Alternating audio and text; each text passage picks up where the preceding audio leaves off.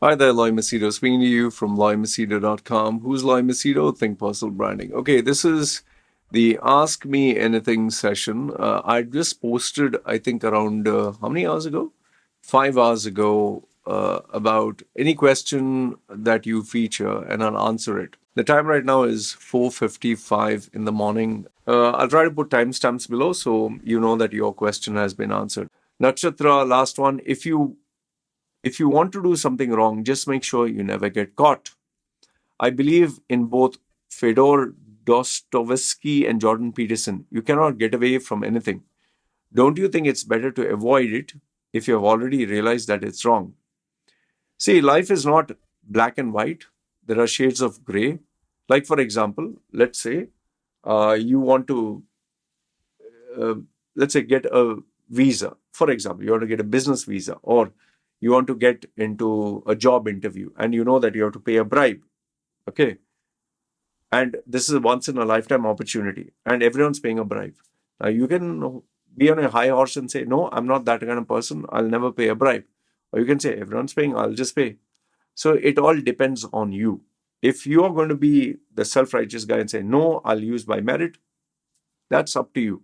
Because at the end of the day, whatever decision you make, you'll pay the price for it. Okay. So, I just believe use common sense where, as and when required. If sometimes you have to pay a bribe, you have to pay a bribe. Sometimes you have to do something that's wrong, you have to do. Like, for example, I broke up with my best friend. I used people who were very close to me to survive, to sustain, to grow. It was very wrong, but end of the day, if I stuck with them, I wouldn't have grown to the level I am today. It's just life. That's how it is. Mark Zuckerberg, Elon Musk, whomsoever, these big guys who you see, they wouldn't have been where they are. They're not backstabbed, played around, cheated, as they call it, to reach where they are. So it all depends on you. Next one, Nandini Gajrani, metacognition, that is thinking about thinking. How to think. Your logic are epic. Do you apply logics? Nandini, listen. If I'll just tell you this much. If you do not know ABCD, if you do not know how to construct a simple sentence like words, you're learning a language, you have still to know ABCD, you still have to learn how to put together sentences. If you do not know how to, let's say, express your views and thoughts verbally and written, it's no point trying to write a best selling novel or a book on how to master the English language. Okay. So, in terms of you, all these terms that you are getting online, metacognition is at a level which is so high. And maybe it's not even possible. It's like you don't even know the basics of putting on a computer and you're trying to figure out what is artificial intelligence and robotics. Okay. What is the metaverse? Forget it. Learn the basic ABC. For you, forget about thinking. You just focus on thinking. And how you can improve your thinking is simple. Write down your thoughts on a sheet of paper. Look at what you are thinking about and figure out a way to act on those thoughts. Don't just keep thinking for the sake of thinking. Okay. And please avoid Google searching sophisticated terms and putting all these sophisticated terms. Nothing is going to happen. You might feel you're getting intelligence. Nothing is happening. You're just confusing yourself. Like I told you, it's like you don't even know how to put on a computer and you're talking about artificial intelligence, robotics, and Web 3.0. So just keep it simple. All right. And I'm saying this being your well wisher. Okay. Siddhant Pandya, is it really possible to change one's personality by sheer practice and mindfulness? Yes, but not to the extent that you become Dr. Jekyll, Mr. Hyde. You can change, you can control yourself for a limited time. And after that, obviously you need rest. You can't forever remain in self control mode. But if you're talking about improving as an individual, that comes with maturity and time. Okay.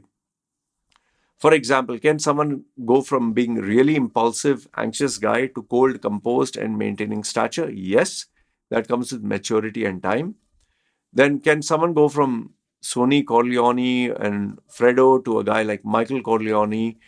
Godfather series, who is cold, calculating, mindful through sheer practice and mindfulness, introspection, and self-awareness? Yeah, it is possible. But like I told you, you can't be extreme. Huh? Don't expect to be extreme.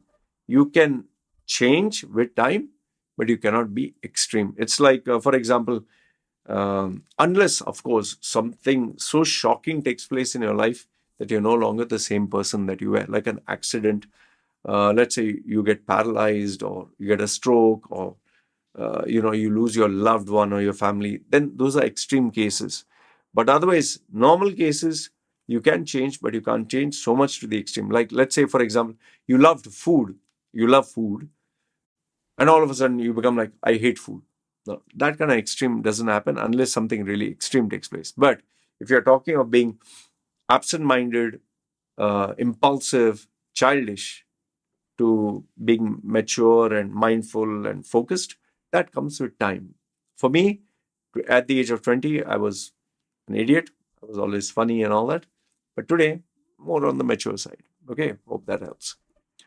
And finally, Akshat Mehta. Mr. Loy, my question is, how do you fight addiction, physical or chemical? And how does addiction affect a person's behavior and state of mind? Addiction is a very serious topic. If you're talking physical addiction, that is like masturbation or sex, the only way you can control that is by, one is being aware of the fact. Second one is making sure that you're not surrounded by ways and means to increase addiction. Like, let's say, for example, you're addicted to porn and masturbation, but you have a smartphone, you have, closed doors. Obviously, you're not going to conquer it, right? Let's say you have an addiction towards cigarettes, and there are tons of cigarettes available. You have access to buying cigarettes, you have access to money or alcohol. All your friends are alcoholic, plus there's alcohol in the house. Or you're addicted to food, and there's plenty of food and sweets. You're going to lose weight or get away from addiction. So, in order to overcome any addiction, whether physical or anything, first is you have to cut off the access to it. Second one is you should seek professional help. Third one, you need the help of your loved ones. And that's the only way you can overcome it. And the only way to overcome any addiction is to cut off that very supply of it. Let's say you like sweets, and now sweets are not available in the house or near the supermarket. You have to go a long way off. So there you lose the access to the addiction, right? If you're addicted to porn and now you don't have a phone, or you don't have the internet, or you have to look at the internet publicly in front of everyone and your door is open, you're not going to masturbate, right? So it comes to access, ease of use, accessibility, that's it. And how does addiction affect your person's behavior? Yes, it definitely affects your behavior because there's a rush and release of dopamine in your brain, and we become addicted to that. Why do you think people who smoke, if they don't smoke, their hands shake? People who don't drink, if they don't take alcohol, they become irritated. And people who love food and they don't eat, like even for me, I'm fasting, become very irritating and I lose my cool very fast. I'm being aware of it. So it does impact you, and it's a very serious thing. I suggest you seek professional help to sort this out. Anyway, having said that, I hope all these answered your questions. Good, bad, ugly. Let me know in the comments below. I'd love to know what you think. Having said that, you guys take care. Thank you very much for answering the questions. This is me signing off. Take care.